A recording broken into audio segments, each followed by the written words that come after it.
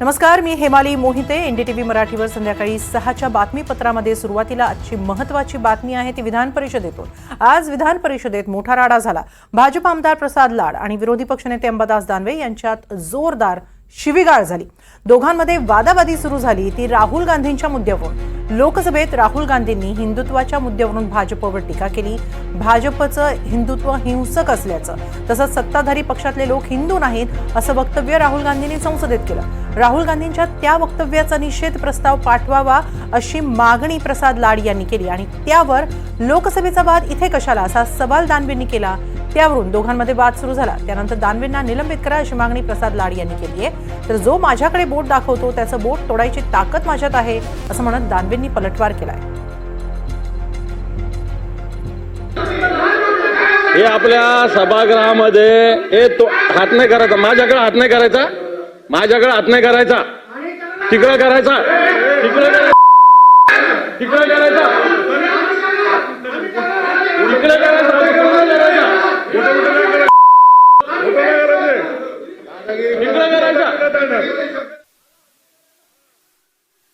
सभागृह शुरू हुआ तो माननीय प्रवीण दरेकर जी ने अपनी बात रखते हुए इस चीज़ का निषेध किया और मैंने यह चीज़ कही कि यहाँ पर राहुल गांधी के निषेध का ठहराव कर लोकसभा में भेजा जाए और उसके ऊपर या तो विरोधी पक्ष नेता इस पर जवाब दे। विरोधी पक्ष नेता अंबादास दानवे जी जब जवाब देने के लिए खड़े हुए तब भी मेरा भाषण चालू था। उन्होंने सभी सदस्यों के सामने मेरे साथ गैर व्यवहार किया। हमारी महिला सदस्य वहाँ थी, चेयर के ऊपर सभापति के नाते हमारी सभापति नीलमताई गोरे थी। उसके बावजूद बहन और माँ के ऊपर से सभागृह के अंदर माइक के ऊपर गाली देने का काम विरोधी पक्ष नेता अंबादास दानवे जी ने किया है।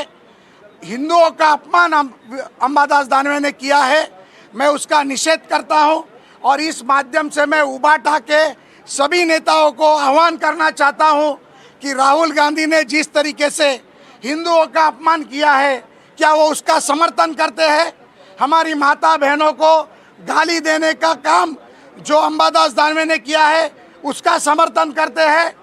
नहीं तो इस बारे में पत्रकार परिषद लेकर सम्माननीय उद्धव ठाकरे उनकी भूमिका स्पष्ट करें, नहीं तो हम सभागृह चलने नहीं देंगे जब तक अंबादास दानवे जी का राजीनामा विरोधी पक्ष नेता पद से नहीं होता या उन्हें निलंबित किया नहीं जाता। क्योंकि इस सभागृह में एक सदस्य ने किसी सैनिक के बारे में बात की थी तो हमने उन्हें 3 साल के लिए निलंबित किया था। उस चीज़ को फिर दोहराना चाहता हूँ।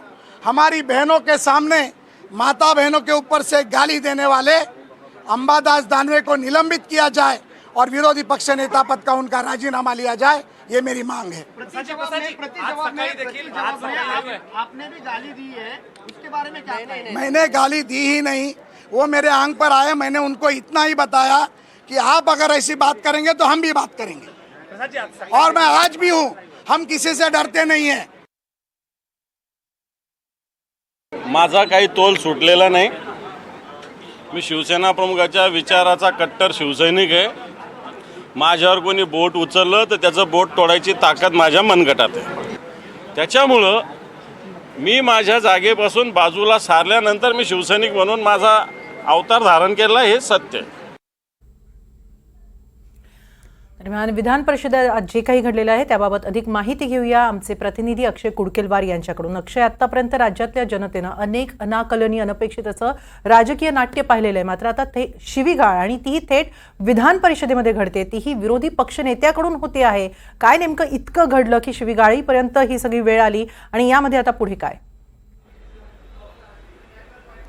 आपण जर बघितलं तर पुढे या सगळ्या प्रकरणात काय करता येईल याबाबतची चाचपणी आता प्रवीण दरेकर असतील, प्रसाद लाड असतील आणि यासोबतच महायुतीच्या काही नेत्यांकडनं सुरू करण्यात आलेली आहे.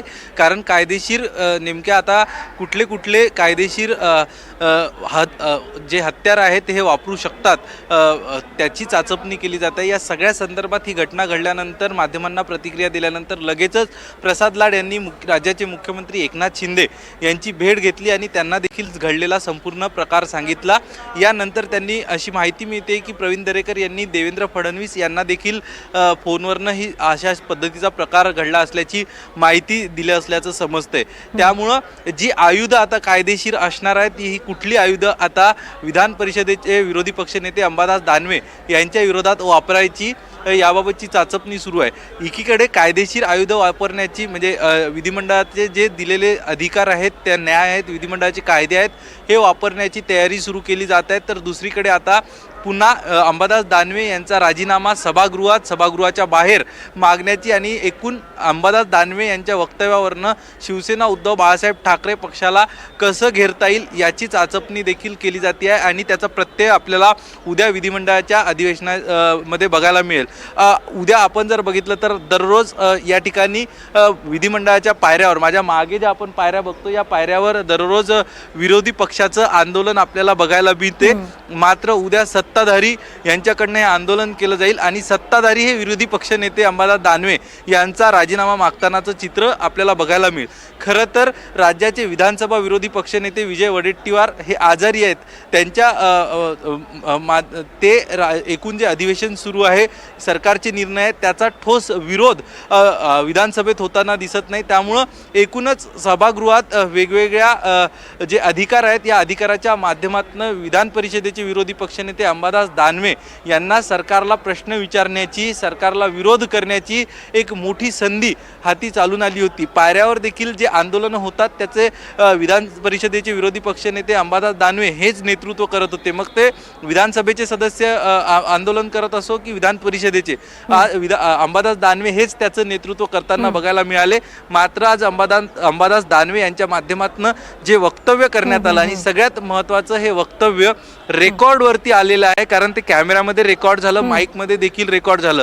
हे झाल्यानंतर कुठल्याही पद्धतीची दिलगिरी त्यांनी सभागृहासमोर व्यक्त केली नाही किंवा हे वक्तव्य मागे घेतो रेकॉर्डवरनं काढावं असं म्हणण्यात आलेलं नाही। आपण त्याचे साक्षीदार होतो, मी त्या ठिकाणी उपस्थित होतो। त्यामुळं हे वक्तव्य रेकॉर्डवर आहे आणि यामुळं आता कायद्याच्या कचाट्यात अंबादास दानवे सापडू शकतात, त्यांच्यावर कारवाई देखील केली जाऊ शकते। मात्र महाराष्ट्राच्या राजकारणात जी बाहेर पातळी आरोप प्रत्यारोपाची घसरली आहे सभांच्या माध्यमातून हे आपण बघतो। मात्र विधिमंडळाच्या आणि आज ही घटना विधान परिषदेत घडलेली निश्चितच लाजिरवाणा आहे। धन्यवाद अक्षय, आपण दिलेल्या या सविस्तर माहितीबद्दल।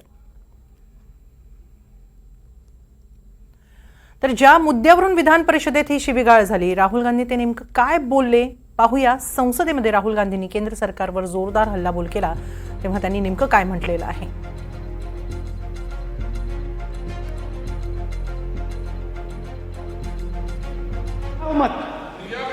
और दूसरी तरफ शिव जी कहते हैं डरो मत, डराओ मत, अभय मुद्रा दिखाते हैं, अहिंसा की बात करते हैं, त्रिशूल को जमीन में गाड़ देते हैं। और जो लोग अपने आप को हिंदू कहते हैं वो 24 घंटा हिंसा हिंसा हिंसा, नफरत नफरत नफरत, असत्य सत्य असत्य।